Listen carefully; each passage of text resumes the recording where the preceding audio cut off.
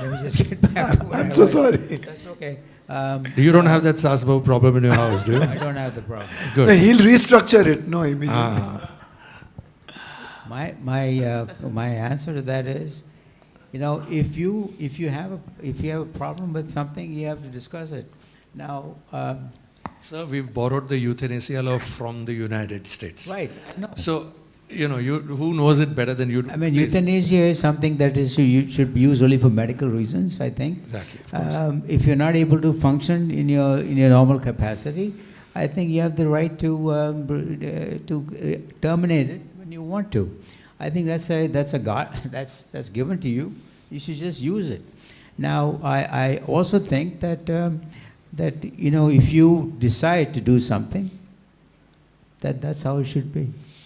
Right. So I think we've had a very engaging session for an hour and 10 minutes, and good thing to have Dr. Mickey Mehta. He gives a totally different perspective to some of the questions, of course, with his inimitable humor style, where he tends to dilute it. Serious questions with, dilute day-to-day facts and, day-to-day scenarios that take place. But I think what I gather from this panel is that it's nice to see a unanimity on ethics from all four, and very, very passionate about it, and very, pointedly asking us as an institution, which is Council for Fair Business Practices, to bring something into the medical profession. If there is any way that we can try to do it from our side, maybe write something to the Medical Council of India and things like that, or try to establish a little small team, or try to proactively work in the sphere of the many things that Dr. Durusha pointed out, Dr. Shroff pointed out, and things like that. These are these pointers that you really need. And, for me, this is what Dr. Mukesh Batra had also told me, that antibiotics is one of the big issues. And yes, he being an homeopath, he's bound to have a different perspective altogether on treating of medication and things like that, and the way, your body should be treated. So I looked at it a little with a little bit of jaundiced eye, that, this is coming from a separate practitioner altogether. But I think the fundamental question remains the same, that whether it's going to hurt your body or not. And I think one of the things that I learned from this is that I don't want to name the business family, but that business family which is venturing into the health sphere has asked, and Dr. Shah, Dr. Shroff, Dr. Mayakar, Dr. Thomas, you will be amazed to know that these kind of families in this day and age still exist, that before they venture into something which is absolutely virgin to them, as opposed to what they've been doing since 100 years or so, or more so than that, is that they ask this fundamental question, that whether we are going to be able to do ethically or not. And this is where, our founders, would have been absolutely proud that even post 60 years, this is our 60th anniversary, by the way. We were founded in 1966. That's part of the 60th anniversary there, that we are discussing something like ethics, which is not only a legacy of the past, but a lesson or a tutorial for the future as well. Because ultimately, we are there only for a short period of time on this planet, and then whatever we speak here will eventually trickle down to the generations that follow. And it's very heartwarming, and I thank all of you. And of course, I'm going to officially call people, to give you our goodie bags, to be here, to spend your time with us, Dr. Shroff, Dr. Shah, Dr. Thomas, Dr. Mayakar, for giving us a very, very enlightening viewpoint on, things that really, really are. And I'm glad that we covered most of it. I mean, from the generic perspective that I covered, we very small specific things also, but generically covered most of the things. So I'm very happy about that. Thank you very much. It was both a privilege and an honor to have you. And let me call up Yatri, Neha, Jalpa, Payal, please come. I think we each will give, a goodie bag in the names of the people. Can I have that first one, please? We have Mrs. Bhavna Himanshu Roy in the audience. People, Yeah. thank you. Come. We have Mr. Kumar Bagrodia. Thank you for coming. We are next, but after I pee. Okay, that's one. And now for Dr. Durusha, please. Yatri. Please. Where's your crown? Dr. Thomas, Payal.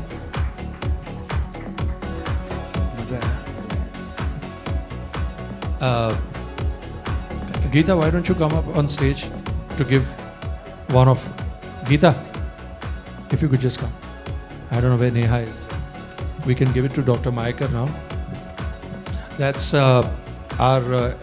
one of our members, Dr. Geeta Fazalboy. She's a hair and skin specialist.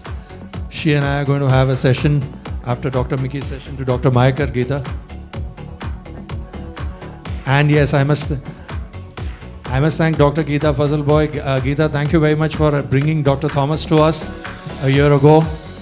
He's been a great addition to the team and very enlightening. So thank you very much, everyone. And with that, I thank all the doctors. And I'll ask Mickey now. Yeah, group photo. Anand, please, group photo. I'll take a quick loo break. Yeah, 1 no minute. problem. 1 minute. But we'll have a group photo. No, Picture. Group picture, then you can do it. Absolutely. It's ethical to take a break. Thank you. Thank you very much. Please switch off the mic.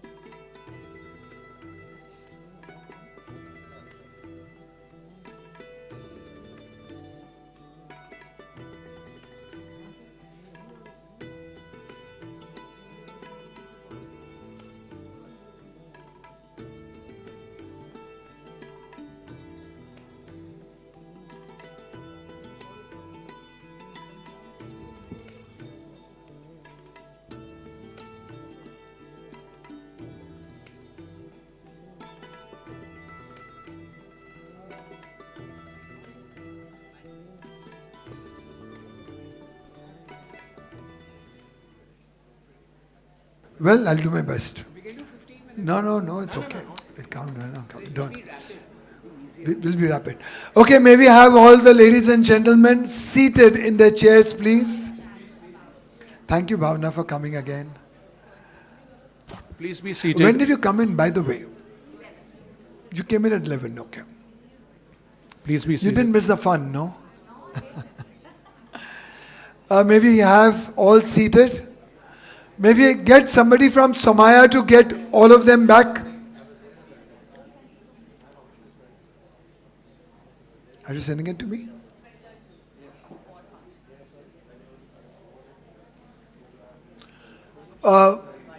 Why isn't everybody seated?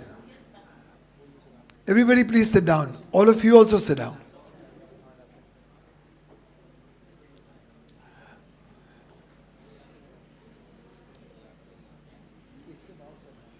Please be seated, please.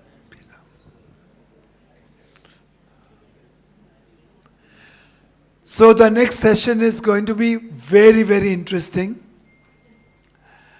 I know my guest, Mr. Kumar Bagrodia, hates this word, but a very elite, educated gentleman from Oxford.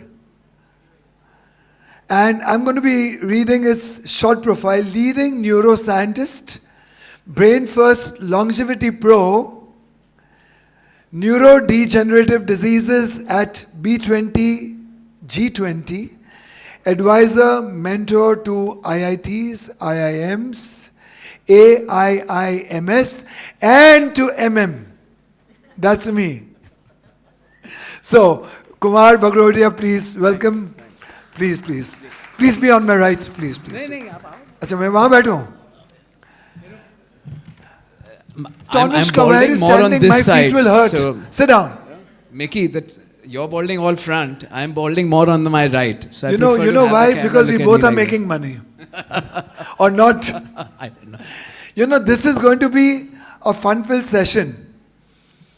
We are going to be battering the myths around fitness, health, wellness, well-being. I think we should only start when everybody's seated. Yeah. So, my basic job. So, I think I should get the ball rolling. So, Kumar Bagrodia runs HAIL, and he will speak more about the brain-human interface with technology as to how human behavior, ailments, self-regulatory intelligence could be well controlled and improved with this technology. So Kumar, please speak a little more on that, and then we'll get the questions rolling. Let's just get into myths. Okay, get into myths. Okay. Let's make it interactive. I doubt this audience has any myths. It seems like a very, very knowledgeable, सब कुछ मालूम है. on-the-ball audience. They know everything. But yeah, just for the sake of it, any popular myths that you want to just confirm? I mean, you've got Dr. Mickey Mehta on stage. Bhavna, so you can start if you want to set the ball rolling anything? on fitness. Let health. me give you a mic. Yeah. The best questions will get a date with me. Ladies, don't ask a question. I don't know if it's a myth, but is it possible at all to consciously shift from the sympathetic to the parasympathetic system?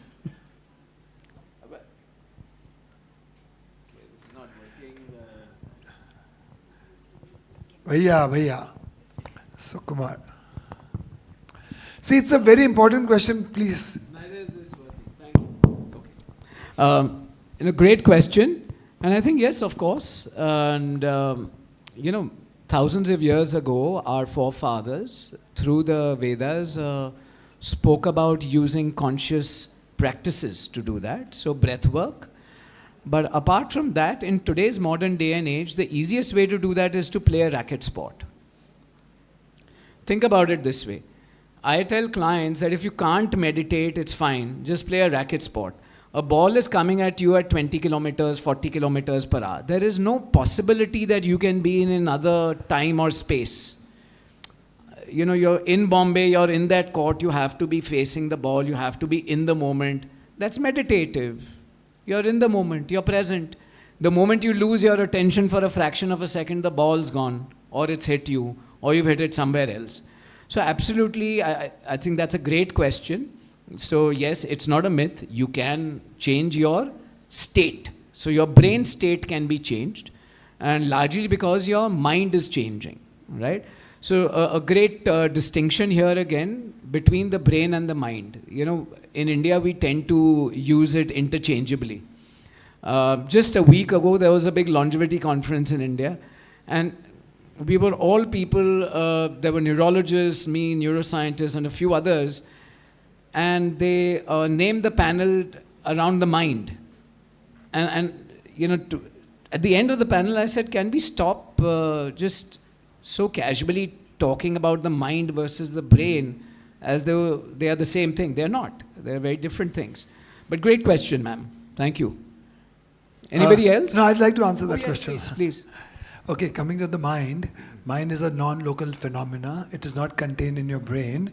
And if you were to ask a techie what is the definition of a mind, he would say it is acausal, non-local electromagnetic field of energy and information with self-referral cybernetic feedback loops. Anyway, either it's hyperbole or it makes you understand, but mind is everywhere. And it is nowhere in particular. It is here, there, everywhere, and nowhere in particular.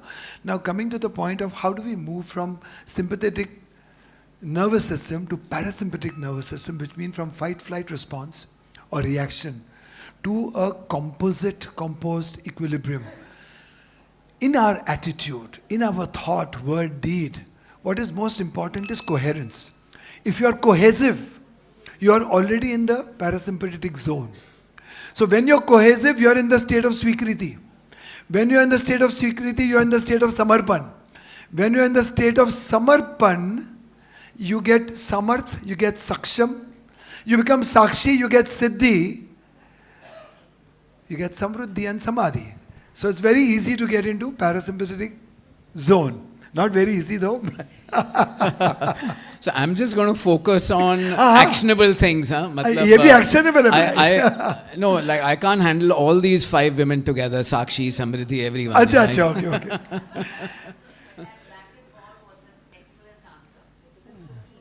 Yeah. Right. But No, you missed the absolutely. point. Focus on the ball. Okay. The next one. Anybody? This has to be a fun session, but with hard-hitting knowledge. Okay, let me get the audience warmed up. I'm often faulted for dissing the field, and I will not call it science, I will say the field of psychology and psychiatry. Any lovers of psychology and psychiatry? We have some students here. Tonisha, here. Lovely. Tonushka. So let's have some fun. So is psychological counseling art or science? You have to choose one. Even if you're absolutely divided in between, you have to choose one, art or science. Art or science? Can't be a balance. Art or science. There'll be 0.001% of you which will lean towards art or science. Science. How many for science? Okay. How many for art? Lovely.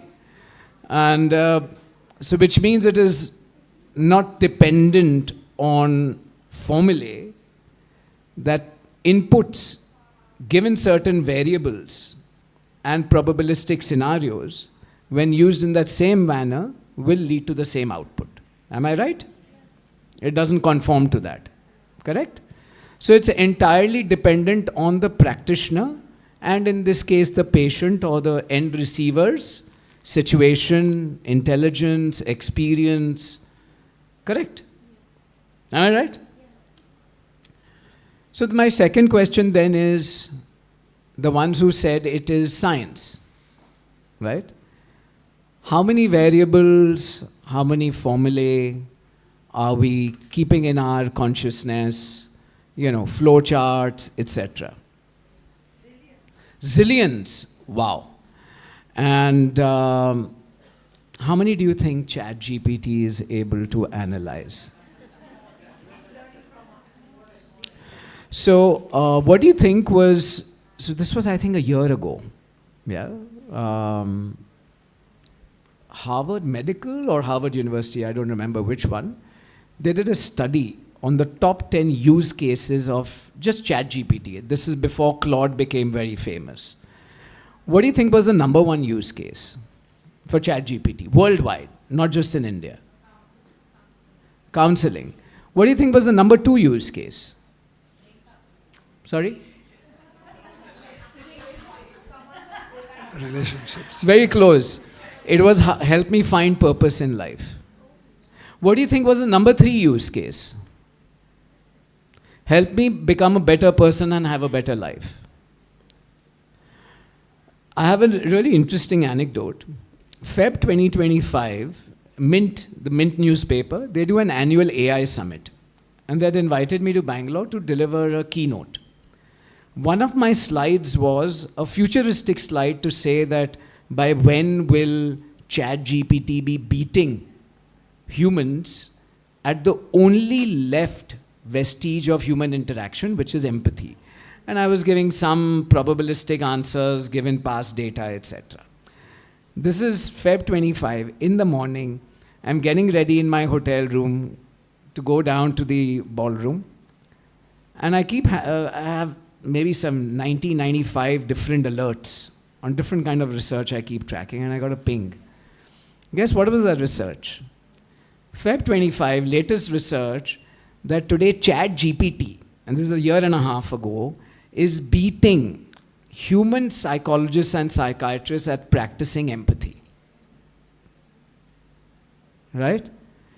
I don't understand how somebody can go for years not healing their bone and just taking painkillers for 30 years and talking about it.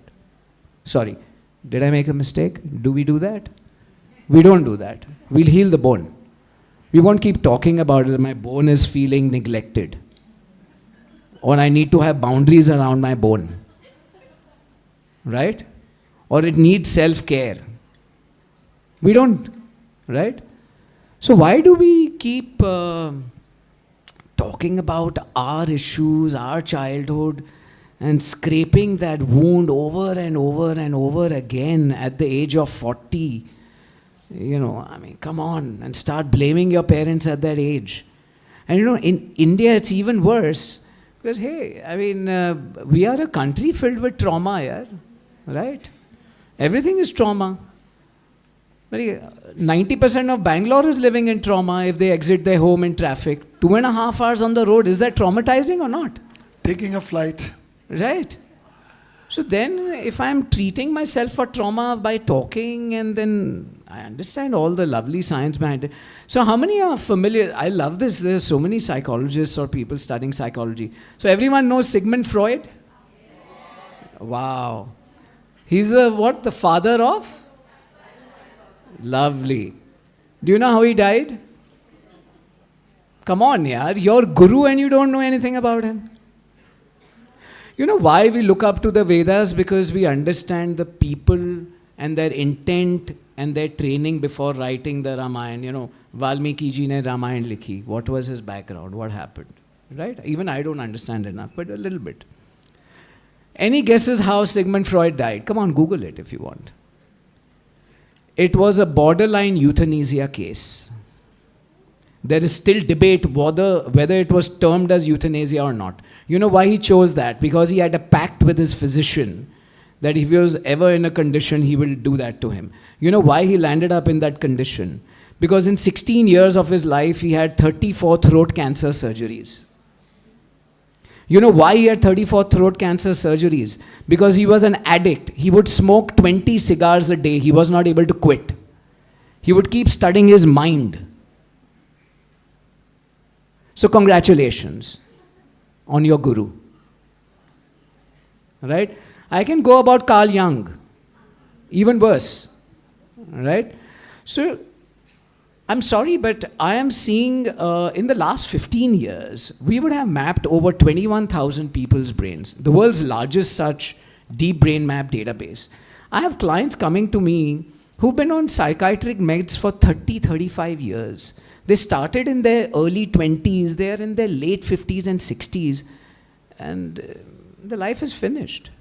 I have clients coming to me who've been put on psychiatric meds from the age of 13. Right now, who are 15, 16 years old, psych med since 13, right? By India's top pediatric psychiatrists, regular psychiatrists, Bollywood, you name it, everywhere. Why? What are we doing to our children? What are we doing to our generation of folks? I genuinely want to have people beat this myth. Who still believes that depression or anxiety is caused by a chemical imbalance in the brain? Who believes? We've all been told that, right? Chemical imbalance in the brain. Do you believe that? Why?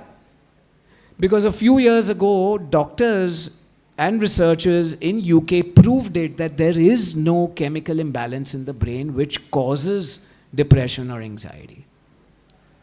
We've made it into an industry, a mental health industry. Do you know the mecca for mental health and drugs in the world is which country? US. What percentage of the US is on psychiatric meds? Take a wild guess. 1/3 is on pure psychiatric meds. The remaining are on opioids, right? Any doctors, medical doctors here, allopaths here? Lovely. Give me one practice or one disease management system where we keep putting in more dollars, but the outcomes keep becoming worse. Cardiology? No. There's better technology in cardiology now in the last 10 years. We keep putting money, there's more research, good stuff. Cancer, immunotherapy, so many things. Her family is working on an amazing product there in cancer care. Mental health. Psychology and psychiatry are the only two in the world where the more money has been put in, more psychiatrists, worse responses. More psychiatrists, more suicides. More psychiatric meds, more homicides. Google this. I have tracked this industry in depth. 60 years ago, how would you create demand for a drug if people didn't talk about that problem? If you and I can discuss our... Somebody said the second issue for ChatGPT was breakups. Somebody said? Great. So somebody has a breakup and they go to their friend and they just talk about it and say, yeah, it is what it is, and move on, and it'll take a few days, right? Does that increase demand for a psychologist? No. Does that increase demand for a psychiatrist? No. So what do? As an industry, you get lovely people together who will come up with amazing phrases 60 years ago in the United States saying it's okay not to be okay. Then you do that for 40 years in the United States. That country's problem is not brain drain. That country's problem is a rotting brain because of the industry of psychology and psychiatry. I'm sorry to say this, right? And I'm willing to be challenged on this. Give me one psychiatric med which has cured anxiety or depression. One. There is not a single psychiatric medicine which can do that. None whatsoever, right? The same thing has now happened in India. Luckily for us, we still have a large part of the population which has some common sense, right? Yeah, not the ones who were, shouting on camera a few days ago saying, I pay your taxes, I am also Gen Z, who turned up being a 43-year-old lady who's never filed an ITR return in her life, doesn't make any money, right? Is obese. Obesity messes up your brain. So there you go. Sorry, somebody had a point, ma'am. Yes. Yeah, you were raising your hand?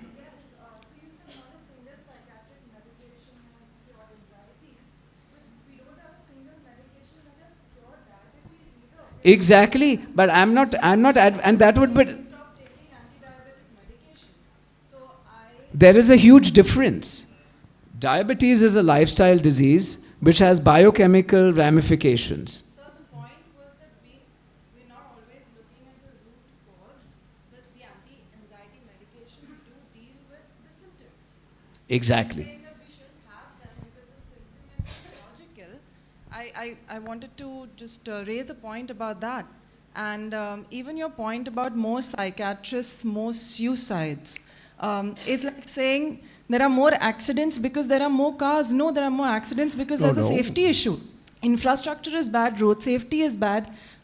Those are the issues, not the reason more I accidents or completely there's agree more with cars you. is not the right analogy. Similarly, more psychiatrists are there and therefore more suicides is not the correct analogy. And that's a More point I want to make. psychiatrists, more prescriptions, more homicides, more suicides. And this is data, you should look it up with US FDA on what has been the increase in psychiatric medication prescriptions and what has been the corresponding increase in the last 15 years in mass shootings, mass stabbings, and what has been the history of each person who's done a mass shooting or a mass stabbing, whether in the last 1 year of that incident happening, were they ever on psychiatric meds?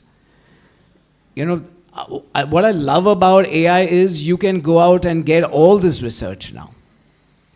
So, absolutely, everything is research back. Okay, you know, talking about mental health, so my alma mater, Oxford University, I think this is in 23 or 25. They've actually figured out that yes, it's good to be aware about mental health and talk about having good mental health, but merely just the increased awareness in mental health has led to reduced mental health. Because people have been starting to pathologize life, pathologize grief, pathologize pre-exam stress, pathologize a breakup, pathologize a discipline action by your school, pathologize a discipline action or a conversation by your parent, pathologize sage wisdom advice. So I'm willing to be challenged on each one of these data points, and I absolutely agree with you. And I'm not singling out psychiatric medicine. I'm not a diabetologist. I'm a neuroscientist. But I can tell you diabetes, again, is a lifestyle disorder. It's not a lifestyle disease.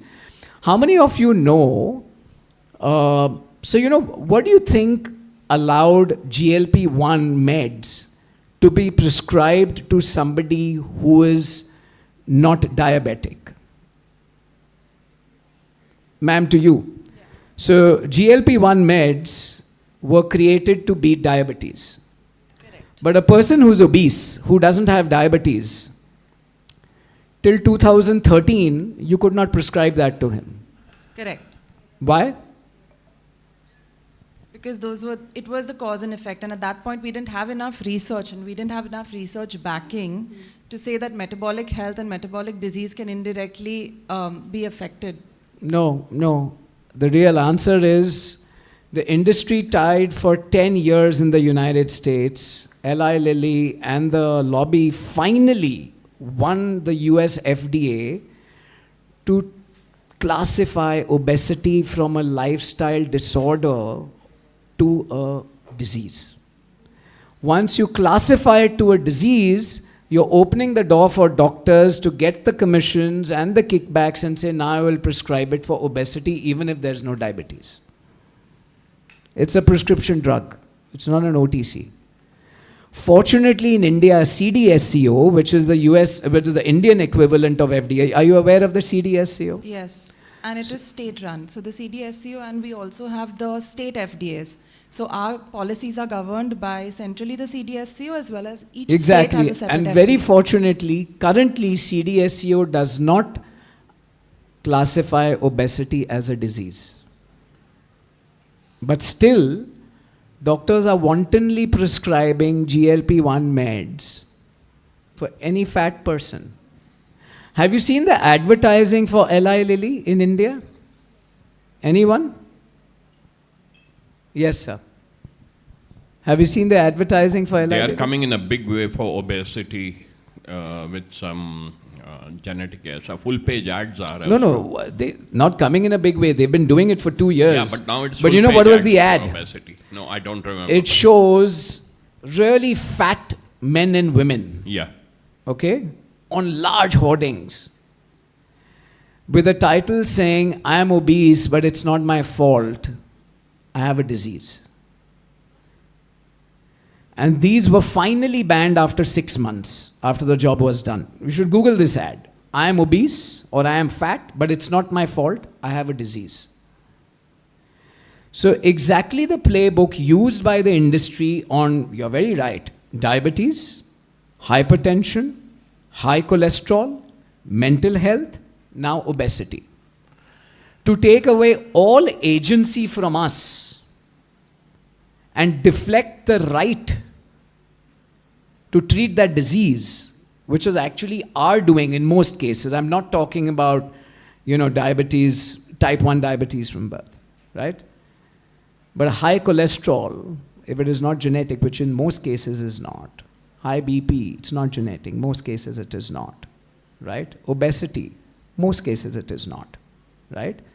And now we are giving each one in the room a right to say, boss, it's a disease, boss. You can't shame me. Do you know why fat shaming started in India? Any guesses? Come on. And I'm a huge proponent of fat shaming, by the way. About at least 16 or 17,000 people I have fat shamed into getting into good health. Do you know why it started? Which now the research is agreeing with, slowly. When you have excess fat around your belly, your brain starts actually becoming dumb. Which in India we used to say buddhu. It's a fact. Your cognitive faculties keep declining. Your emotional basis keeps becoming imbalanced. Just because you are motu or moti. So, it used to be perceived as a sign that, boss, tumko kya pata hai? How are you going to make good decisions in life when mentally you are not even as self-aware, self-regulated, that you are not able to take care of your health? Right? Sorry, Mickey, I've not let you speak. तू तो भूल गया मुझे यार. Yeah, sorry. Yeah. No, But I at least you didn't No. make any of the controversial statements, so you won't get any brickbats. So the thing is that, just to make this lighter, when you use the word psychology, the etymology of the word comes from psyche and logic. Now, just to let you know that logic is lame, reality is relative, facts are frivolous, but the truth is absolute. Now, the truth comes only in the parasympathetic nervous zone. This is when you become the absolute.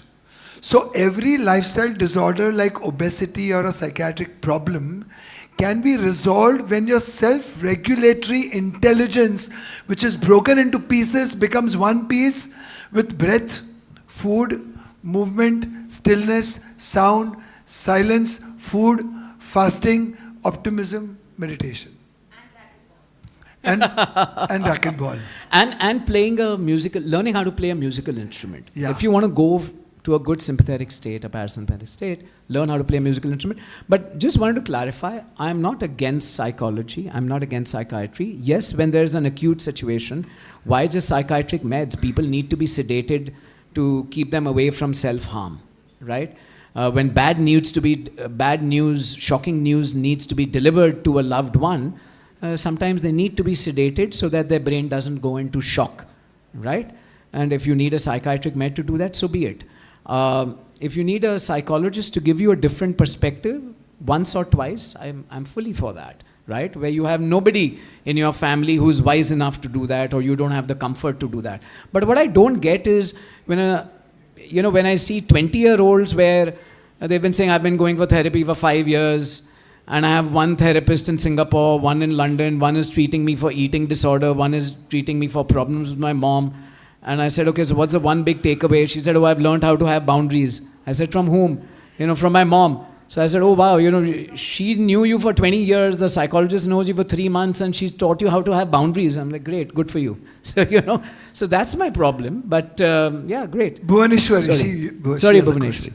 Bhuvaneshwari. Please be kind. So by the way, Bhuvaneshwari is a karate black belt. I just learned that I was going for a bio break. Bhuvaneshwari, whatever you say with, I will 100% agree तूने with. किधर से biodata निकाला यार?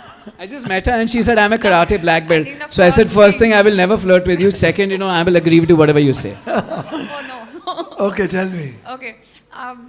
Kumar, what you said all through is addressing fundamental problems. How the industry, medical industry, first gave issues to people, whether it's physical ailments or mental challenges or whatever we faced as a society while in these years, right? So as you said that first they gave diseases of any kind and then they said, oh, this is the way we treat them, whether it's mental or physical. My question to you is that you did mention that, oh, if this is the case, then yes, psychology is needed, therapy is needed, if this is the case.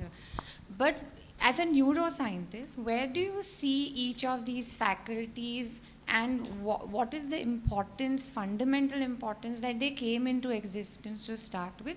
Of course, like antibiotics we just spoke about during the panel discussion, is misused in most of the countries by prescription or without prescription. But these faculties, different kinds of sciences and arts came into existence for a certain reason.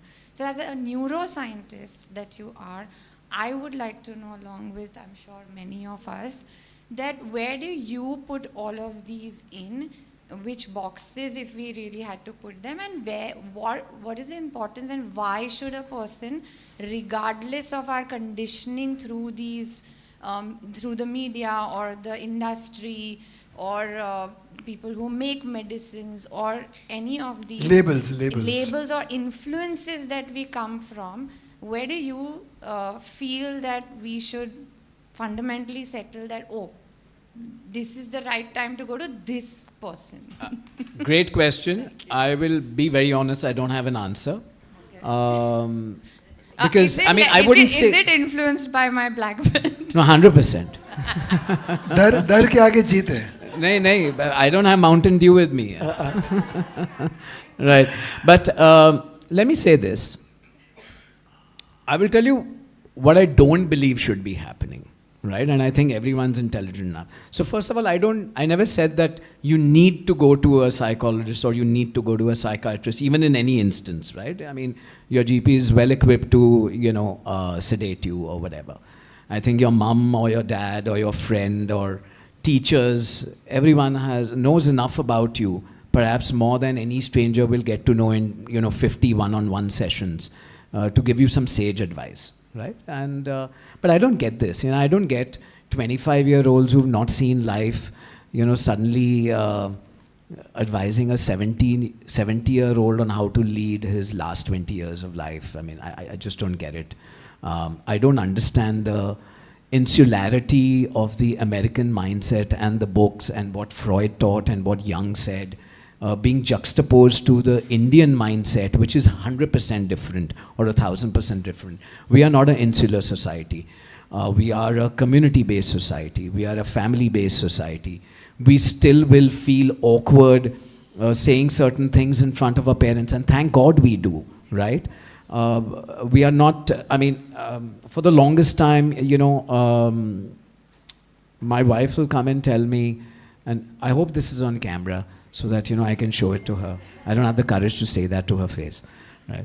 So, she'll come in and tell me that, oh, so-and-so organization did this mental health camp in school, and the psychiatrist or the psychologist, whoever was saying, parents should be like friends with their kids. They should be able to discuss everything. Dad should be a friend and mom should be a friend. And each time I just have one answer. I said, 8.1 billion people, our daughters will keep making friends for the rest of their lives. but they will only have one biological mother and one biological father, Yeah, and the only two people on the planet who will put them before themselves, right? And I said, I don't want to be their friend. I refuse to be their friend. I will be a discipliner. I will be a hard taskmaster. I will make them cry. Rather than me making them cry, I mean, do you want the world to make them cry? No, it's okay, right? And she's like, no, but they will not love you as much. I was like, fine, don't let them love me. You love me, right? So, or even if you don't, that's fine. I mean, I love my mom. My mom loves me. Once I grow older, I realize, mom backed me at the right time, right? In the right place. It was no, slaps only, bro, slaps. Yeah. No baba whacking here. But so I don't get this entire philosophy. I'm a huge patron of the arts. Not that I buy art, but I think in today's day and age, the more we allow life to take a certain course from an artistic bent of mind, allow philosophy to enter our lives, allow artistic thinking to enter our lives, rather than trying to justify something which is non-scientific as scientific, right? Say it is not scientific. A few months ago, or maybe, I don't know when this was, I keep doing some television debates, and we had a debate again on national television, I think India Today or one of them, and they had a mental health professional. I don't remember whether it was a psychiatrist or a psychologist. And again, I asked the same question. I said, art or science? And if it is science, then please, let's just use Cfbp. It's becoming better, right? Way better than any human can be on counseling. And the only retort which each one of them had is that, what about the human connection? And I said, thank you for saying that, because I don't need somebody who spent 5 years reading, Jung and Freud to have a human connection with me. My friend from school will have a human connection with me. The man on the street has a human connection with me. And I don't need to pay them 5,000 rupees an hour to have a human connect. And by the way, do you know what I call somebody whom I have to pay 5,000 rupees an hour to have a connect with me? I don't want to call you that on national television. As simple as that, right? That's it. So let's switch gears away from mental health. There's one amazing area which I'm sure Mickey will have a lot to say. The myth about protein. How many here feel they are protein deficient?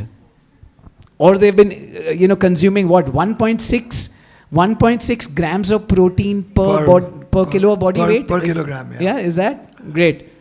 Bollocks. Please, see the research. Latest research, longevity, actually having too much protein can shorten your lifespan. Yeah, inflammation, acidosis. Not even that.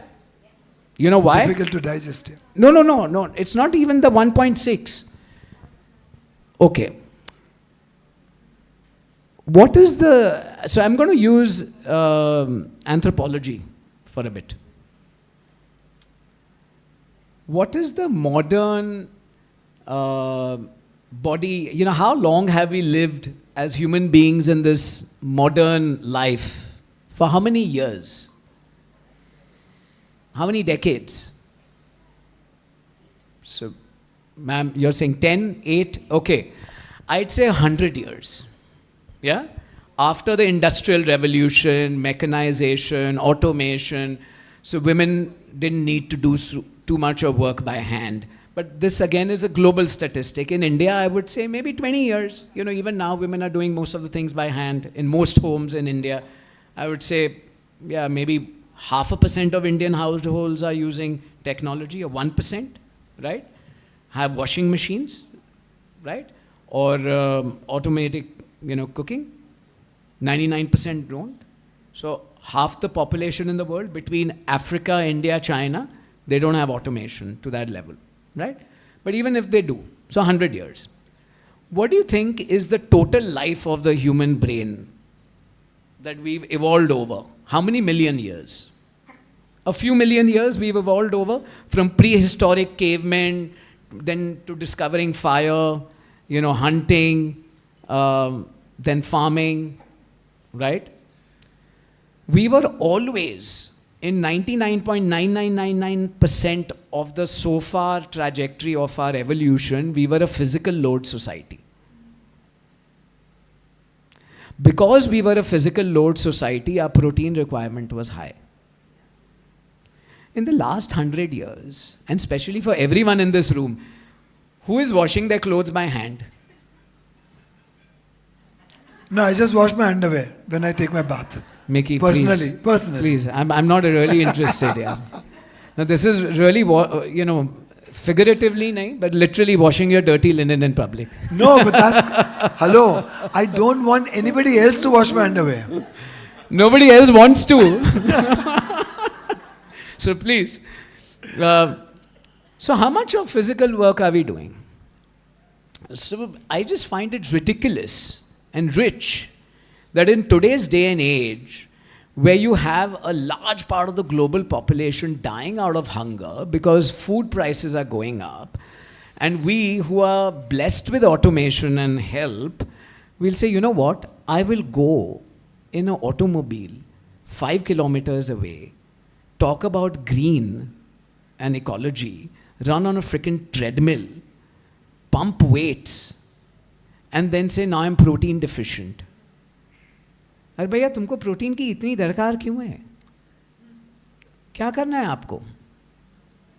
You are in a cognitive load society right now. So the latest research is that your body goes into 2 phases constantly, growth or repair. Protein keeps pushing your body into growth phase, not into repair phase.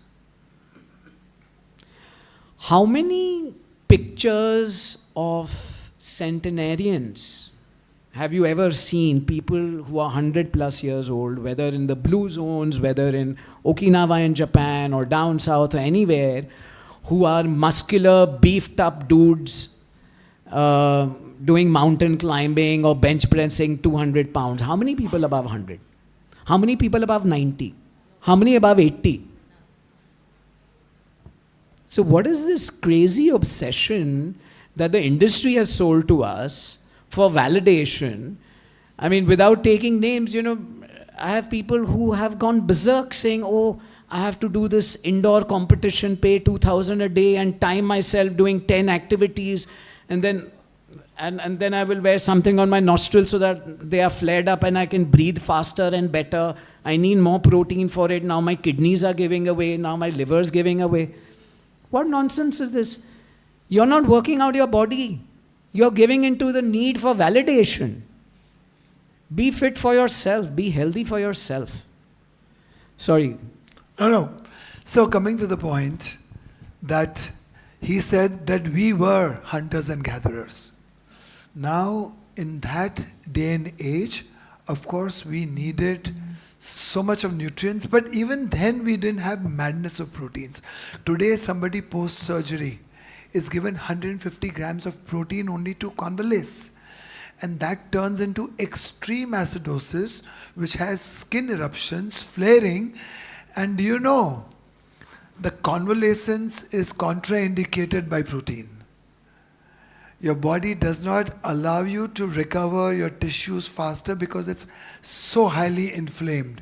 So the whole madness of protein should stop somewhere.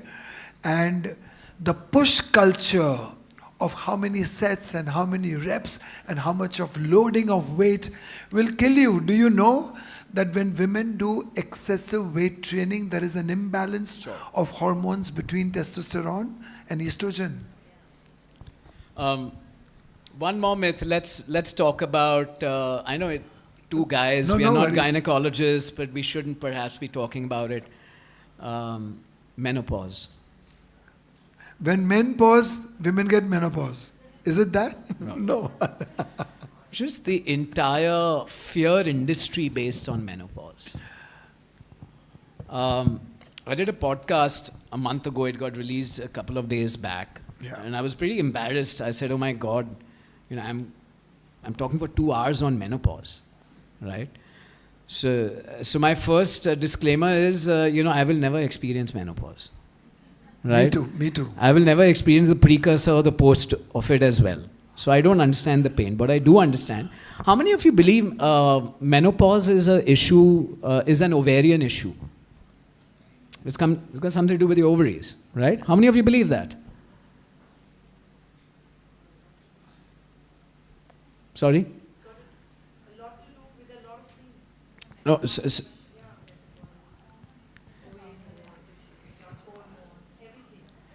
it is first and foremost an issue of the reproductive hormone axis with the brain. First, your brain and your ovaries are having a conversation 24/7 since puberty. 24/7, 365. They don't stop. Right? But why is it the brain is so involved? And what does it mean to a woman when that axis is broken? Which is what starts at perimenopause. The problem with the industry is we are coming up with products to treat that hormonal imbalance. We are not even treating the imbalance. We are forcing your body to now take in more of a hormone which your brain will not accept anymore. That axis is broken. As simple as that. Let me ask all the women in the audience. Just by a show of hands, I can't see everyone behind. How many women in the audience? Hands up. How many identify as women? I've had this problem. I'll give you an anecdote later. But, okay, Swapnil, so I'm just ending this, right? Yeah. So, would you delay puberty? Because it's painful. Sure as hell it is. Would you delay it? No, right? Then why would you delay menopause? Why? Why are pills being, researched for that? Absolutely doesn't make sense. We keep seeing women with menopause, perimenopause, postmenopause coming and talking about brain fog, fatigue, anxiety, depression, sleep disorders, slower healing of the body, and they've just been told, oh, it's menopause. And take HRT, right? Creams, pills, without realizing that they haven't even checked their thyroid first. They haven't even checked their ferritin levels first. They're going to bed at 2 a.m. They will have brain fog and fatigue the next day, right? They're working out, like Mickey said, for 2 hours to, become a certain shape. They will have brain fog and fatigue, right? So before we start making a disease out of nature's phenomena, let's understand what nature intended and go along with it, right? Rather than treating it like a disease and making cases worse. I mean, look at the number of people who've been taking HRT and who are now coming up with depression post-HRT. It's going bonkers. The number of women we see who are coming and saying, I had taken HRT, now my anxiety is through the roof after 2 years. Sleep disorder after 2 years. Whilst you're on it, it's fine. But you're not supposed to be on it for life, are you? Right? It's a crutch. Anyways, sorry. I think the light is shining on us. We've had a great session, and this was Sorry, I went into long monologues. You can't stop a neuroscientist once you have a mic in hand. Yes, you're my guest, and we must thank Swapnil and this. Yes. For that enlightening session, and we would like to give a token of appreciation. Sonal, can you please come on stage, please, and hand over to Kumar, and then we just have a group photograph. This is it.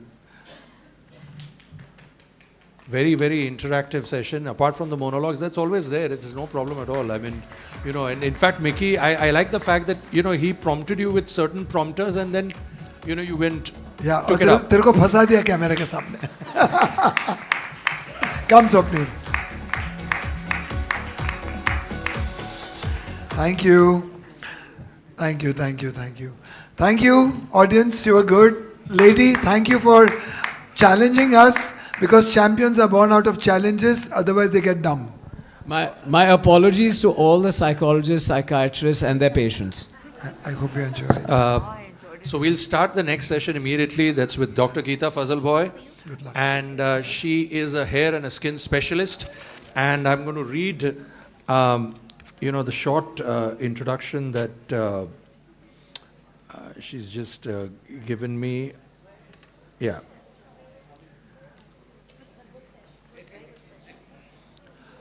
Can I just request the people to sit, please? Whoever's there. Geeta Fazalboy is the founder of Skin and You Clinics, Mumbai. She's an MBBS, holds a diploma in practical dermatology from the United Kingdom, aesthetic medicine certified, and she's also a key opinion leader for various medical and pharmaceuticals company. She's a trainer in Botox fillers, face and body lifting threads, speaker at various national and international conferences and trainer. And she's one of our more prominent members of the organization, and I'm very happy to have Geeta on stage with me. And this is going to be, Geeta, from what I understand, you're going to run through slides. We'll quickly run through slides, and Swapnil can ask questions, or I'm happy to take any audience questions at any slide. So we can try and make it a little bit more interactive. Yeah, let's make it as interactive as possible. And, I'll ask Geeta to begin with the slides, please. Thank you.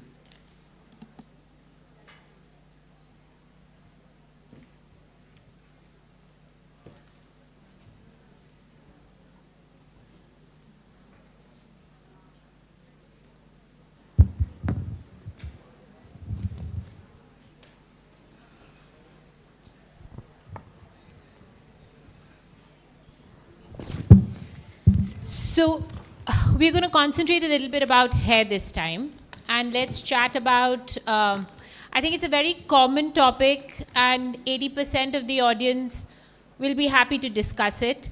Hair fall or hair issues is so common that we have boys and girls coming as early as 16 now, and till 75 to 80, male, female alike, everybody has this issue. I think during the run of life, a lot of people just give up hope and say, oh, there's no hope left for my hair. But that's not true. There's always hope, and I will show you pictures later where in, say, the 60th or the 6th to the 7th decade of life also, we have shown good results in patients. So the first most common reason for hair fall. Now, out of these various things, scalp and hair damage is something I'll put it up first, where hair procedures, hair products, again comes our diet and nutrition, low iron, protein, our crash diets, our recent medications, especially the GLP-1s, a lot of people spoke about, Mounjaro, Ozempic, these are common causes for hair fall. A lot of people come with a lot of loss of hair. Again would be lifestyle, yes, stress, my young generation, my 16-year-olds, my 18-year-old girls, they are coming with so many issues of hair fall, hair thinning, sudden fall, global loss of hair. A lot of that is related to hormones, my diet. The diet has changed. It's, we're Western in our diet. At a point in time, we used to have, even in my own home, I'm a mother of 3 children, we used to have eggs and, nutritious food on the table. There used to be a mix of all Indian diet, but today it'll be, oh, can I get the avocado toast? This Western expensive fruit diet is something which I don't think any of us doctors can understand. We used to start with almonds, dates. Mom used to say, oh, you need to have that bhiga hua badam in the morning. I mean, who has that anymore? It's not cool. None of our children would say it's cool. But that is the essential part of the Indian diet which has changed, and that's how we've seen a lot of changes, early changes and early issues with hair. So Geeta, I think the normal question, I think that most people who are, not very familiar with the expertise, with the expert knowledge on the subject would ask you that we shed hair normally every day. So when do you think that it has become a problem? When do I know that it is a problem? So 50 to 100 hair per wash is completely normal. But when you start seeing changes, when you start seeing frontal thinning, when you see widening or gap, increase in the gap in your hairline, or the hair changes from thick to thin hair, vellus hair, that is when the issue starts. I did put up 4 pictures here. the first two pictures obviously is hair fall and hair thinning. The lady on top, she was on a GLP-1 medicine. The man below, he has androgenetic, but he started as early as 16 years of age, or male pattern hair loss. And we did help him later. But the picture on the right on the top, this lady came to me, and after almost 1 hour of consultation, she owned up and she told me that she used to pull her hair. So she's a psychological case of hair pulling called trichotillomania. Such patients always complain of hair fall and hair thinning, but after consultation you do realize that there's a psychological basis to the fall. The last picture is a picture of autoimmune disease, or basically alopecia areata, but again these patches can be taken care of. So with hair, early intervention is extremely important. Don't wait to lose all your hair, come early. Everything is treatable. Next slide please. And some of the common questions that somebody asked is that why is there like a long battery of tests? I mean, before you really come to know, and I think that is what could be perturbing somebody. I don't want to get through all those tests. Let the hair thin. It doesn't really matter. That kind of attitude people could have. That's true, Swapnil. And I think that's a problem that a lot of people feel when they come to a lot of us doctors. Before we sit, the doctor will say do 100 tests, or they will say, oh my God, now we are billing a prescription of 10,000.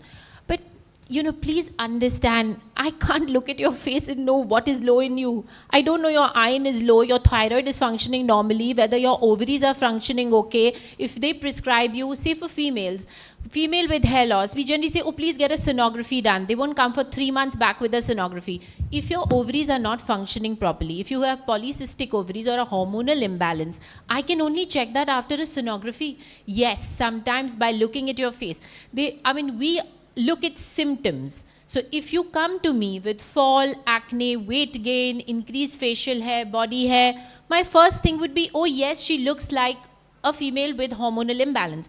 But how can I prove it to you? How can I tell you, okay, these are the 5 tablets I need to give you? Or how can I justify to myself as a doctor that you need it? Yes, if you have dark circles, darkening around your mouth, hair fall thinning, if you tell me, oh, I'm always very tired, I know the iron is deficient. 80% of Indian females are low in iron. But then again, I need to check your ferritin levels. That only a blood test will tell me. So yes, specific tests are essential. Thyroid, B12. India is a deficient country in vitamin D. Again, I need a blood test to ascertain that. By looking at someone's face, I can't tell you. And hair is a problem related to diet, nutrition, and it tells us a lot about our internal health. If you're unwell, if you have severe illness, you just fallen sick and you recovered, hair will fall. That's normal.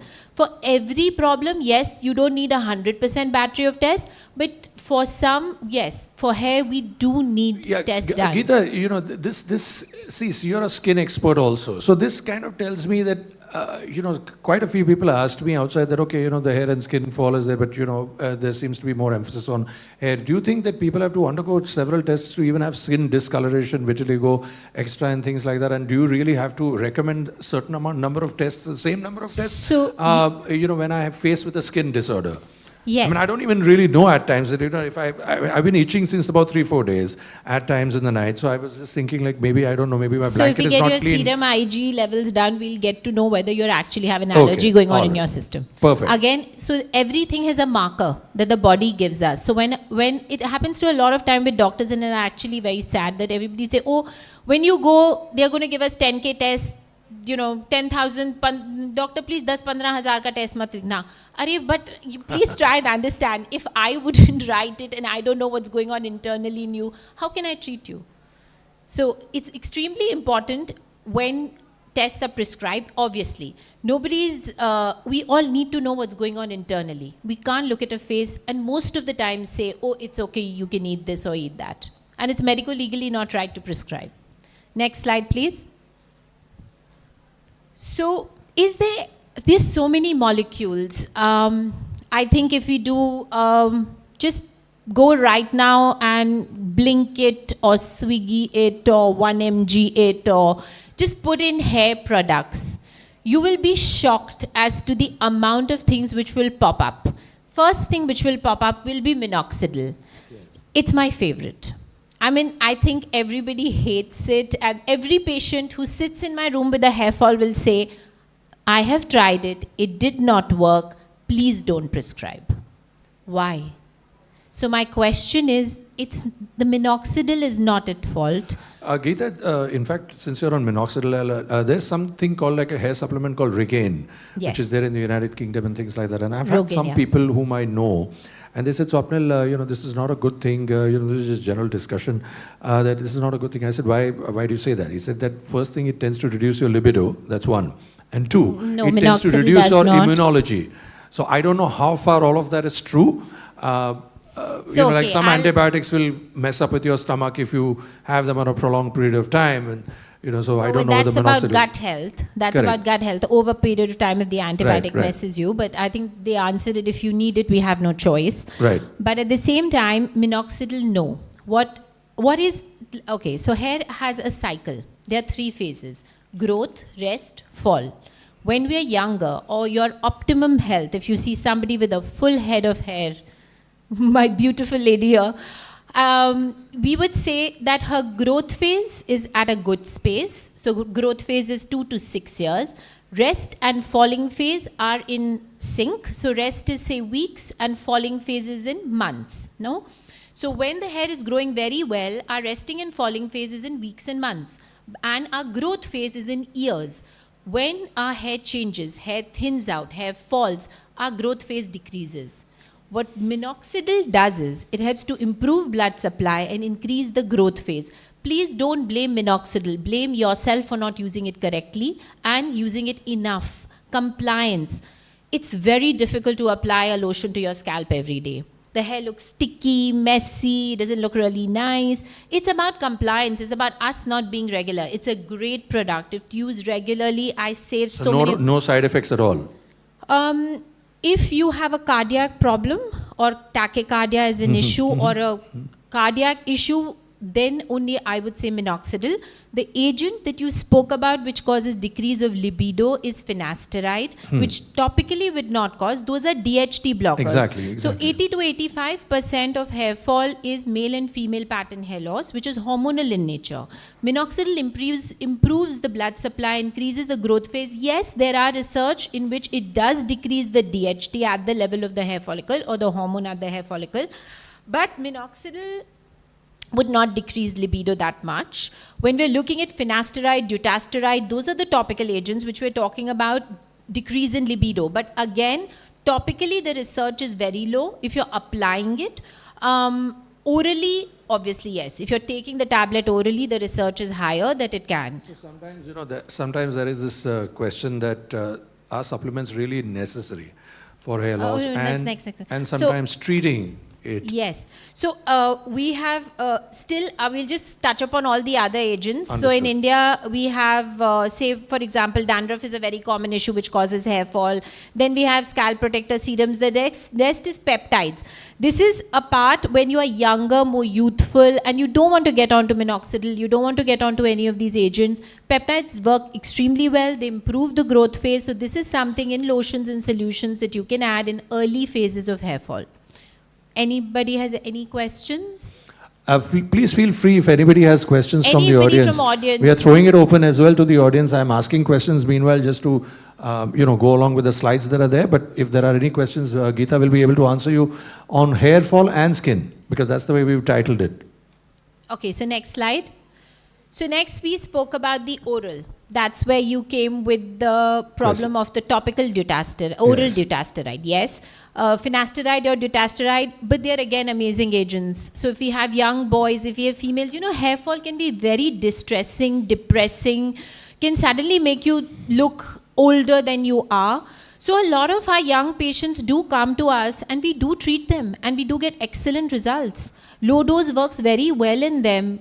Not everybody gets libido issues. That's only in 1 to 2% of the population. But the newest drug, which is working extremely well, is low-dose oral minoxidil. Obviously, you need to have a full battery of tests and you need to work under a dermatologist or a physician or somebody who knows hair very well. But that's low-dose oral minoxidil gives us amazing results, and that is something that we prescribe a lot. You spoke about supplements and you asked me this question. There has been a lot of study on marine collagen, and there has been a lot of controversy on collagen. So at the end of the day, what are we looking at? Whether it's marine, bovine, or veg, they are all amino acids. Okay, amino acids are building blocks of protein. Everything is working towards building the structure or improving the collagen growth in the area. Collagen helps to anchor the hair follicle well, and that is how the whole science works when we're talking about either marine or any of the other collagens. Improving nutritional status, yes, low iron is a very common cause for hair fall, especially in India in females, because our diet is not very highly non-vegetarian in nature or nutritional in nature. So that is something which we see low.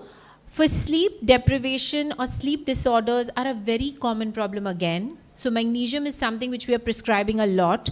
It's safe. It's really better than popping those melatonin tablets. I recently discovered this melatonin on Blinkit and it blew my mind off. Yes. So I would really request CFBP to do something about that. I think we need to take it off. It's very bad. You can't It's have very bad. melatonin on Blinkit. And that also my daughter told me that, oh mom, I'm not sleeping well, so a few of my friends are buying Exactly. it on Blinkit and eating it.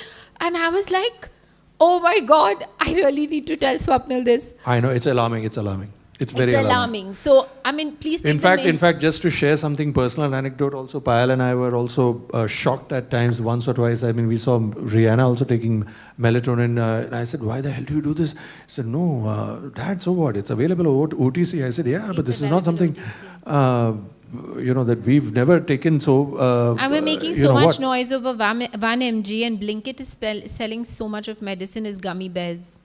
Yes, exactly. I mean, this gummy bear phenomenon has to stop. We have to, flag it out a little. This is really I think important. we'll have to speak to Tukaram Munde only. If he's raiding FSSAI, isko bhi band kar do, Blinkit ko bhi band kar. No, because he's got the powers, No, there's no need to shut Blinkit. It's very good. It helps me with my printing problems in the late night when my children say, Mama, printer nahi chal raha. But it's the problem of having nutritional medication encased as sweet chocolate and given to younger kids. Correct. This is again the US method. We don't do it. And we had strong prohibitions, but now all that they do is decrease the concentration below a certain value and they just sell it as a gummy bear. So I think this is something that we really need to see. Yes. You know what, Geeta, what I suggest, this is a very good idea actually. Why? So the concerned body, which could be there, maybe you and I could write a joint letter to them, taking a look at this issue that you just mentioned, melatonin availability. Yes, this is... A letter from CFBP should be enough to at least start the ball rolling, because trust me, let me tell you also for the benefit of the audience, one of the things, Geeta, 8 years back when I became the president, at that time we used to have about 400 complaints every month for some or the other unfair practices. And I'm not saying that we are the only ones who are responsible for the reduction of the complaints, but they've gone down to 150 to 200. That's about it. So that means fair practices are being practiced pretty much everywhere. Now, something like this, which is so specific and unique to spoiling the Gen Z, is something where you and I need to come into the picture and send something. Am with you. Because you are the expert in this.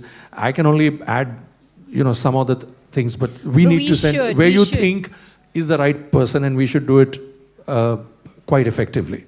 Yes. I think it'll work, because when something like this goes from a body like us, people do take a look at it. What happens eventually is a different issue, but now, this is not some boast that I'm giving, but 7-8 years back I spoke for Uniform Commercial Civil Code.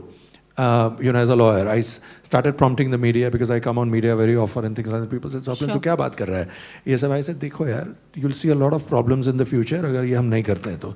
Then eventually it went to the parliament, it went to the powers that be, and because I was close in the media knew where to send it and what to do. Things like that. Okay, this, that, and the other. And then Uttarakhand had.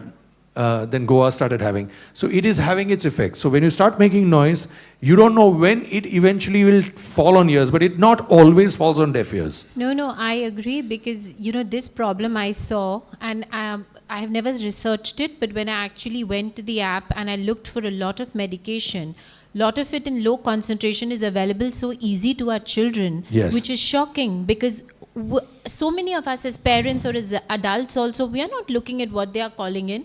I mean, I was actually shocked to see that box in my daughter's friend's house when she said, yeah, mama, so what? I couldn't sleep well in the night, so I just popped a melatonin. And for me, I had this fight with my husband that even when you get off a US flight, I'll never be allowed. Just sleep regularly. Correct. Like, regulate yourself. I mean, we've also had long nights, long drive. We regulate ourselves to do True. this. This is, so yeah, I And think we should another point definitely is look at it. laxatives. Of course, that's not your forte, but the laxatives are equally available, and people do take it, boop, boop, boop, like that, straight. Yeah, now Children, we have this major problem. There are too many Over-protein places, foods. Places popping up for stomach enemas, which is something I think which should definitely be discussed. We can discuss that later. We did discuss a little bit about protein. So protein is something, again, with CFBP, I want to bring this up. Whey protein and pea protein. Plant-based and animal-based. There is no research on animal-based. Is so much available in the market, but I'm sure all my gut specialists here will also, Nipa's right here, she'll tell me how bad it is and how much is the pea protein or the natural protein source is better, digestible, less problem on our liver, all those things, kidney issues. So these are things which I have put it out here, but as a fact, I did want to discuss that these are things that we need to highlight as to, there is, again, protein was discussed before this also. We need protein, but not in the supplement formulations that we are giving our children and ourselves. We see so much of acne. Just stopping it helps my acne go away, helps the bloat go away. So many things that people feel much better. So this needs to be highlighted. In fact, Geeta, the immediate next panel post, not next, I think second in line, whatever it is, I don't remember, is there on hair fall. So, the thing is that since Nipa and, they're going to be there, even Neha is there in one of the other panels. So Neha is also our integrative nutritionist, etc. And our executive committee members helped me put up this whole panels together. I think this autoimmune and the gut health part also, I can request them to include it a little bit. Yes, it should be discussed, because, especially. the way you've covered this comprehensively, they can cover certain other aspects which are not covered here, so that Sure. it gives a full panoply of information to the people that Sure. need to be there. The last is, I don't know if everybody's really heard about, but regenerative medicine is what we're all talking about. With regenerative, everybody's talking about exosomes, we're talking about salmon DNA, we're talking about so many different things which are available for face, for hair. Things are expensive. We talk about, stem cells prepared from our cells, from outside. But this is a gray area at the moment. Why I put it up was there's so much research going on. We had 5 years back, we had so many exosomes, so many stem cells, so much of everything available. Suddenly, in 2 years, it has come down to from 500 companies to 50 companies. Why? Nothing worked. We also prescribed because we were like, oh my God, it's amazing, it's amazing, it's amazing. We were all so excited about it. Then we saw it doesn't work. It's so expensive. We ourselves told the companies and company people, shut it down. This is nonsense. So if there's something new that comes up, it's always nice to try, but don't be the guinea pig. Wait. We also as doctors, we also as researchers, we also, especially in the field of skin and aesthetics, when we get a lot of new things, we do want to see what everything is doing. But again, regenerative, autologous, something from your body has worked actually very well. Most of regenerative is a black market, dark market. So be very careful when you go to your doctors and they say, oh, but I'm going to use this placenta from this person and that and all. Be very careful as to what you're doing. Please only use autologous self-derived or something which has a CDS score, or ask for approvals, because these days they're injecting so much of cosmetic as agents which so be a little careful. There's too much out there. Combination treatments useful? Combinations, yes. So now I put a few list of combinations which have some research. Now, the most common research value, which has years of research, more than 20 years of research, is GFC or PRP. Yes, it's a little bit uncomfortable, in which we take your own blood, process the growth factors and inject it in your scalp. We see great results with this. There have been hundreds of research papers. There have been standardized procedures and protocols, but you need to go to a specified, certified doctor who knows what they are doing. And because, again, there are different methods of preparation. There is some standardization, but not 100% standardization in all these procedures. There is microneedling with a good amount of research that it helps in hair growth. Emerging therapies like exosomes against stem cells. We're using a lot of Botox for hair growth. There's laser available. So all these in a combined approach do give good results. We'll show you some results ahead. So let's discuss this boy. He came to me very young. He was like 21 when he came, and this is 5 years that we have been working for him with a combination of all the treatments. He has been on oral medication also. Because he was extremely young, we did use a little bit of finasteride for about a year or so on him, and then changed to low-dose oral minoxidil. He's got sustained results, but he's very good with maintenance, very good with his follow-up. His diet, he has improved. He takes good protein, not as a supplement, but he takes good protein in his diet. Chana, rajma, chauli. You know, there's so much of protein available normally. There was a time when there was better hair. I think my grandfather would still have his hair than what my husband has it today. But I mean, and he never got onto a protein powder. So, I mean, how did they have better hair? Yes, genetics played a role, but diet. I mean, our Indian diets were very good. I'm sorry to say. You know, on this point, Geeta, you know, you're about the fact that you spoke about your grandfather. In fact, my grandfather, maternal grandfather, at the age of 77, had a full set of 32 teeth. And the supari, which we break with that suri, you know, he used to break it with his teeth. Just like that. I agree. And there's no Colgate, there's no Rembrandt, which is supposed to be the best US toothpaste, which I have also used when I was working in the States. Simple, that bowel kas, you know, toothbrushing, I don't know. And सब खाना खाना है, sweets खाना है, सब खाना खाते हैं. ऐसा नहीं कि ये खाने से ऐसा होता है. So, you know, I think that whole generation. So somebody just spoke about right now that do you wash your clothes? Yeah. Or, you know, when it's actually maybe Kumar said that to Mickey, that you're washing your dirty linen in public. Yes. But you know, when we meet young girls today, I actually tell most of my young girls that why don't you get up 20 times a day or 25 times a day. We as women, I'm a woman, I have 2 daughters, I have nothing against feminism, and I work from 10 in the morning to 7 in the evening, and my husband is the one who orders dinner most of the nights. Trust me, let me tell you guys, trust me, to get Geeta on stage today has not been very easy. I had to persuade her, but she's been wonderful to come. No, but at the end of the day, I tell all my girls, you should do your housework. We women we were made to do harsh labor. Why were we doing the cleaning and the sweeping and the washing and the bathing? Because our hormones were made like that. They're not accustomed to do that kind of work. You tell your husband to sweep or wash clothes, he won't be able to do it. But if I'm on a holiday, I have my 3 kids, I do everything for them. But that's the structure that we were built. Why do we have hormonal problems today? Because we are not burning that much every day. I'm not telling you from tomorrow start sweeping and cleaning, but all I'm trying to tell you is our bodies were built in different ways. So you can't take that away from the God Almighty. Next slide. So this was a patient. He actually wanted to go in for a transplant. And we said, okay, give us 6 months to a year with you. Obviously, we followed all our treatment protocols. But what patients that I'm showing you have been all on oral and topical medications. They have been extremely good with whatever they've been using. They have been taking their diet, nutrition very well. And they've been doing regular tests. And they've been doing regular treatments and follow-up. See, hair is not a one-day treatment. You come for one treatment and you say, oh, it didn't work. Or you put the lotion for 1 month and you say, oh, the hair did not come. It doesn't happen like that. Hair, like I tell most of my patients, you're getting married to minoxidil. It's a boyfriend that you don't want. So these things like that. So you're getting married to the lotion forever. Think of it as a garden, right? You have a garden.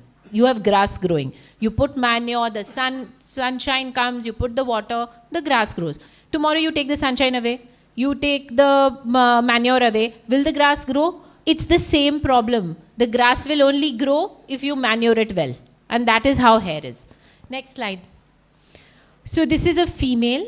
Now this again, her issue was that she was suddenly losing hair very fast. She was hospitalized. She came back from the hospital and suddenly she noticed a lot of loss of hair. The dye was allergic to her. She couldn't use anything. So what was the solution? We started her on treatments. See, we can start postmenopausal females also on finasteride. It's actually very safe if you do not have any history of, any cancer history or anything. With good follow-up, she got all her hair back and she's very, very confident today. Next slide. So now this patient, I have put her here because this is a weight loss drug patient. All your GLP-1s. A lot of my GLP-1s suffer from a lot of hair fall. But this is all controllable, taken care of. But you have to start early. Don't have them lose all their hair when they come to you and then start. It's an issue then. So if anybody here is on GLP or is wanting to prescribe GLP, please see that the nutritional status, the protein intake, the follow-up of the patient is done regularly at regular intervals. Because you cannot say that after losing 60% of the hair, now regain the follicle. That then becomes a challenge to the doctor. Next slide. So this is menopause. A little bit of menopause was spoken about before, but technically, menopause is a decline of the estrogen and progesterone. They are known hormones in the body. When they decline, estrogen has a protective effect on our hair follicle, and yes, a lot of women find it very distressing and depressing to have 60% of the hair fall off because there are changes in the hair cycle. Not much that we women can do about, but if you transition from the perimenopause phase to the menopause, those 10 years, if we are able to take care of hair follicle health, we are able to take care of the hair, we are able to take care of diet, nutrition, and obviously hair treatments done to keep the follicle in place. Please avoid taking pictures. These are my personal patient pictures. We will see a good result. Next slide, please. This is again, yes. So this was a progressive thinning. Suddenly 6 months she lost a lot of her hair. Between 44 to 46. Her periods also were abnormal. She lost all hope, came to us, we started her in treatments. This is only a 6 months follow-up. She has further improved hair at the moment. But when you are seeing someone, could be your mother, your daughter, your friend, your anybody who's going through these issues, please start early. Do not wait till they've lost their hair. Next slide, please. This I put because he's my yo-yo patient. So why I say yo-yo is, he uses the minoxidil, he gets hair growth, then he stops it, then he says, oh, Dr. Geeta, I'm very sorry. Can you restart all the medications? And again, 3 months he'll do it, then again 6 months he'll disappear, then again he'll come back with all the set, okay, we are going to start again. So, like I said, hair needs maintenance, it needs commitment, it needs follow-up. It's like a gym. You go, you look thin, the dress will fit. If you stop going, the dress will again not fit. So the same thing with hair. Not one treatment can treat everything. Next slide. So at the end of the day, no quick fixes. We have to preserve what we have. We have to start early. And I'm always happy to ask any questions. And over to you, Swapnil. Right. So, with that, we end the session. Thank you, Geeta, a lot. And one thing which I want the audience to know, it's on the top right, you will see it's skin in you. So I brought her in as a dermatologist, but you can see the knowledge, the depth with which she approaches the subject. And at CFBP, we tend to have fantastic people with expertise on the subject. And she spoke about hair as if she was, and she is obviously a hair expert. But if anybody has any question, we have time only for one question before we break for lunch. And I'm going to reduce the lunch from 1 hour to 45 minutes. So I will request all my people who are my panelists and who are my colleagues at the Council for Fair Business Practice to come to Solset 3, which is a special area for us. And the rest of the people can have it at Malabar. But before that, any one question for Geeta, she'll be able to answer. She'll be very happy to answer anyone who's got a question. And if not, yes, please. Lady, please. Yeah. Yes.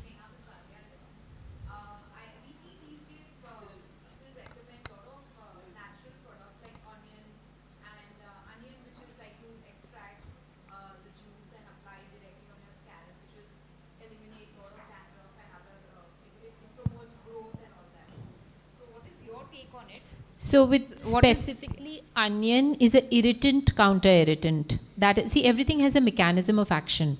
why we put something. With onion juice, I'm sure my other, they would say it's anti-inflammatory and irritant, counter-irritant. These are the only two reasons why I would know of onion being applied. When we see from the research potential point of view, there have been some papers, but that depends on the concentration of the onion juice used. As home care, there have been a lot of people who use it, but there is not that much research on onion specifically done. But as an irritant, counter-irritant, it does tend to stimulate hair, because it's the potential of the irritation is causing the hair to grow. Well, I think, thank you very much, everybody. We can split for lunch now. And before we split for lunch, I'd just like to invite Neha Ranglani on stage to felicitate Geeta. Please. From one CFBP member to the other. Thank you, Geeta. Thanks a ton. It was a pleasure to have you. Well, great work, great effort put in the slides. That's what I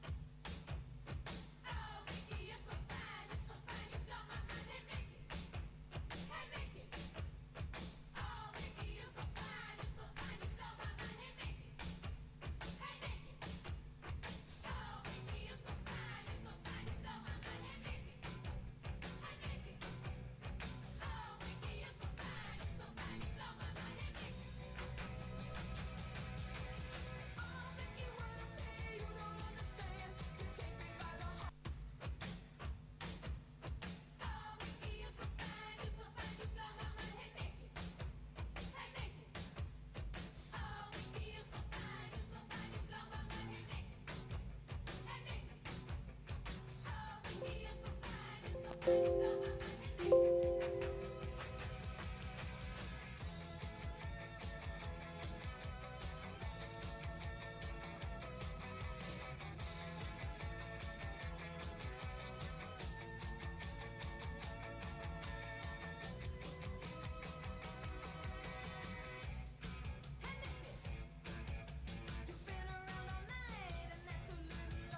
think you got the right, but I think you got it wrong. What can't you say?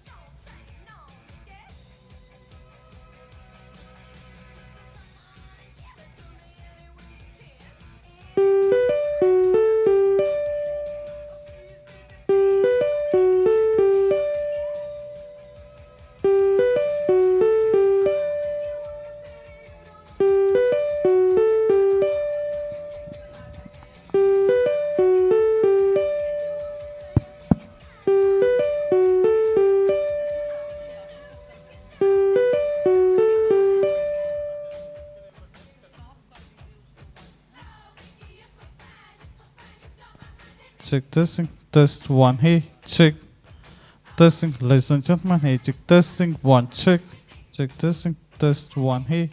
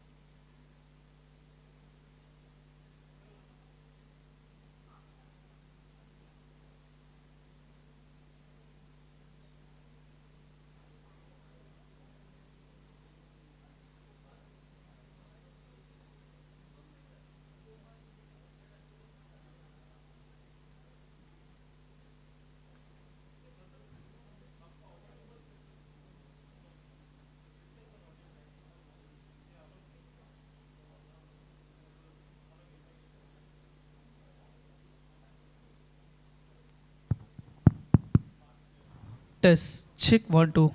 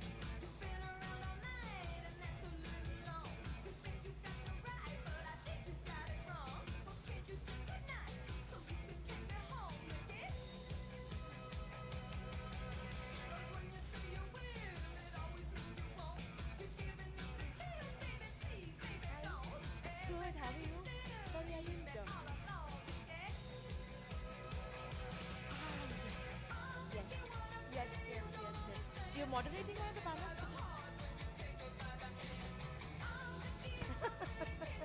Goes well. Yeah. All she's got all answers.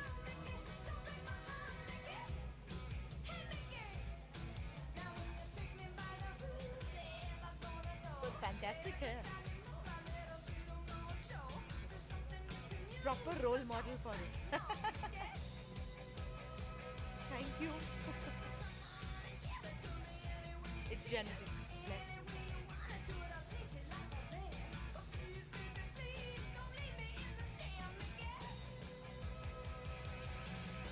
Yeah.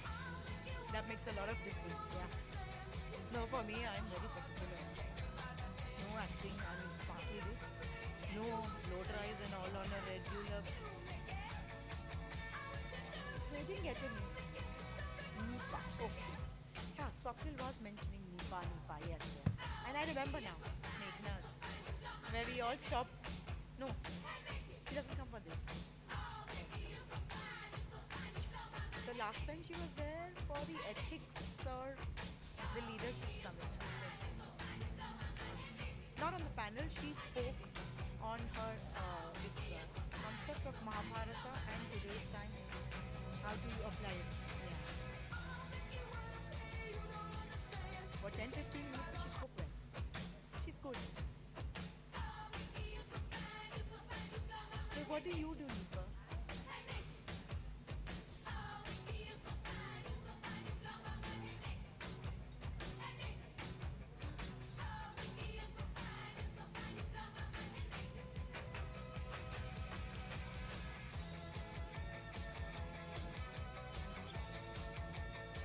Simply do so many things. So many. It's beautiful. I went to Kolkata as a part of the Julie for women starting their careers after 40. So that NGO is called Career After Family Enterprise. So they began, I mean, late bloomers, all of them, post-family, when you're empty nesting and all that. And the things that women are doing, one got into manufacturing of some vegan pesticides, and a business is running into millions. Another one, The students behind, whoever they are, please try to get the other students back in the room. We have to start now. how to change your So can you please get about yourself. your friends in, please. We have to start the session now. Tell ourselves all the time. People are trickling in. I'm happy because we have to start. One So lights changed my heart. Like, what? We have so many things that people are doing now. Out there. Definitely.